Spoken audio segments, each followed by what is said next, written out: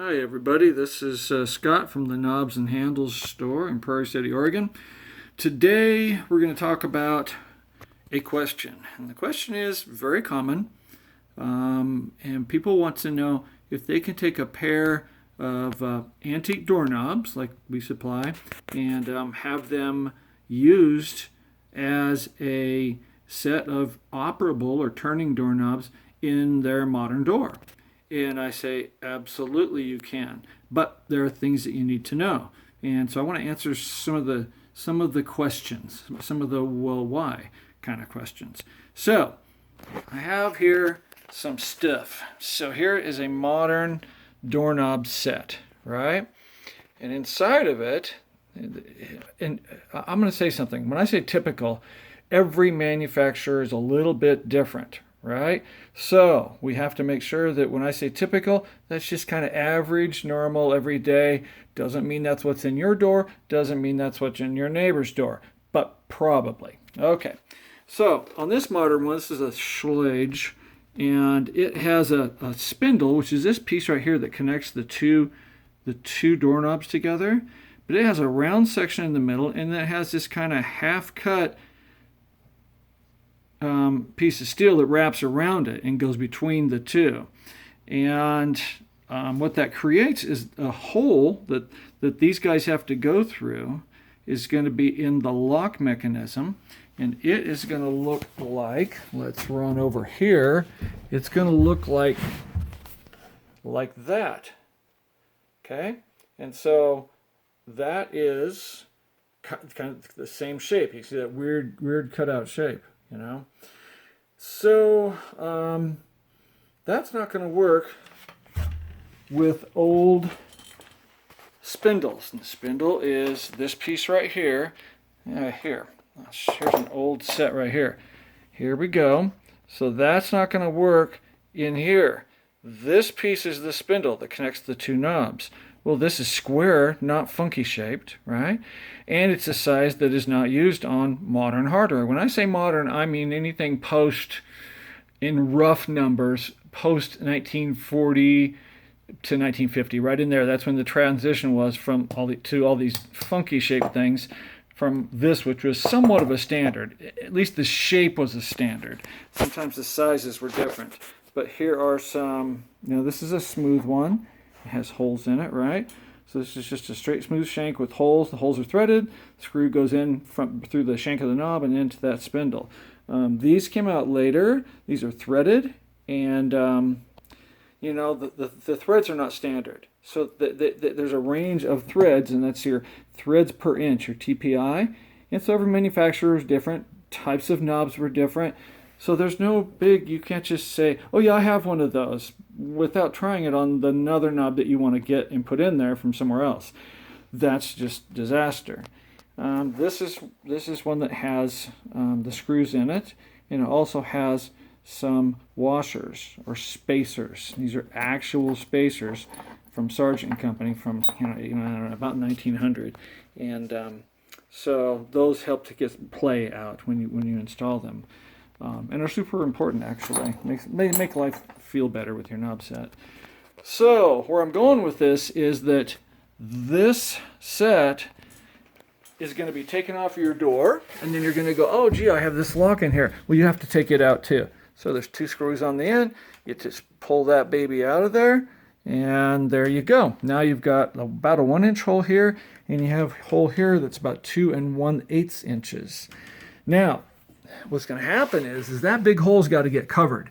So just remember that if you're going to go and put some hardware over it with your new knobs, you better make sure that hardware, covers that hole, right? Because if it doesn't, well, what good is it, right?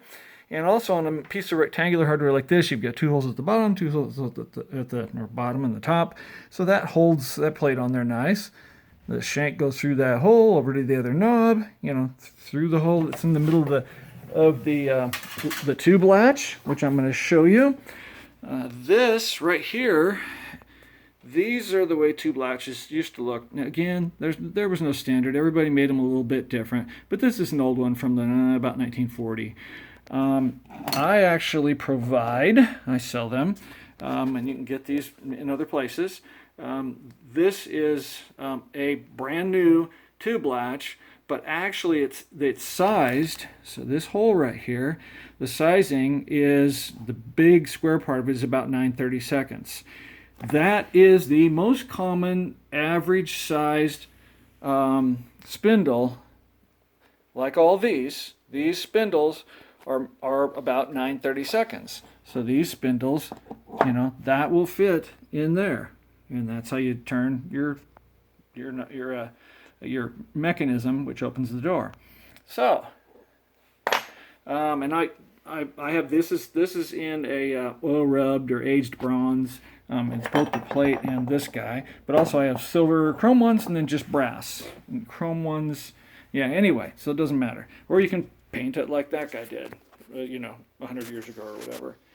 So anyway, that's what I want to show you.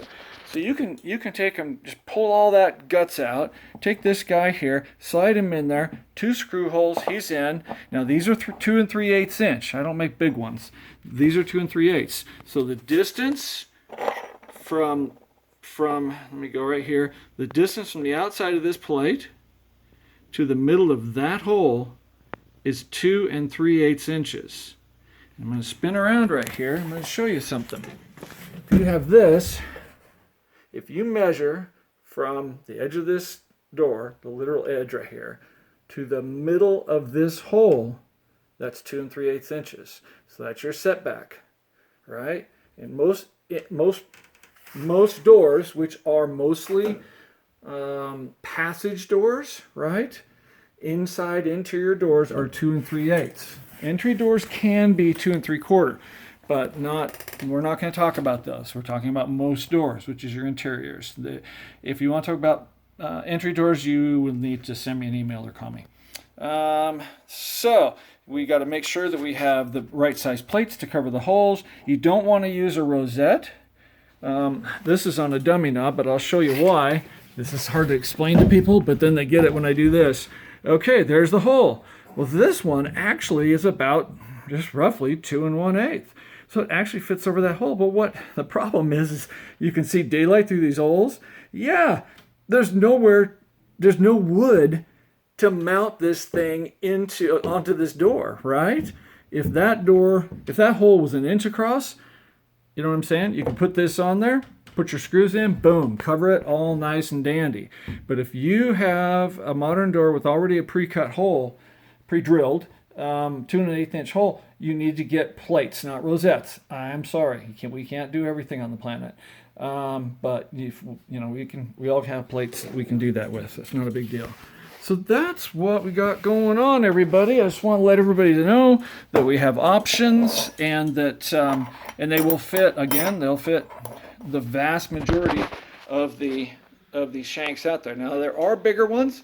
Like I said, entry ones, a lot of times they use 5/16, which don't fit any of this. And then there were smaller ones, and sometimes you'll find small ones with even modern sets that are about 1/4 inch. And actually, if you have 1/4 inch and it's square, not oval flat, if it's square, then, and I'll show you oval flat. Oval flat is that right there. So it's actually flat and then kind of flat up and then an oval or an arch on top. See that? That will not, it's too small and weirdly shaped and won't fit in here at all.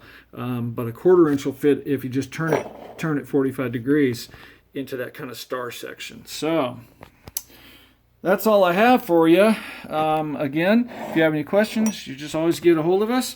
And there is a dummy knob. We're going to start it with it. We're going to leave with it. That's a porcelain knob.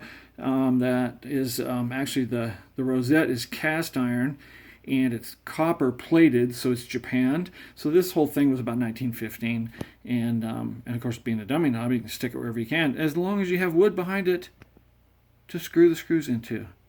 All right, thanks. Take care. Also, you can look at the website, which is www.knobsandhandlespc. And that's all one word. Knobs and Handles PC, which is for Prairie City.com. All right. Thank you very much, and happy knobbing.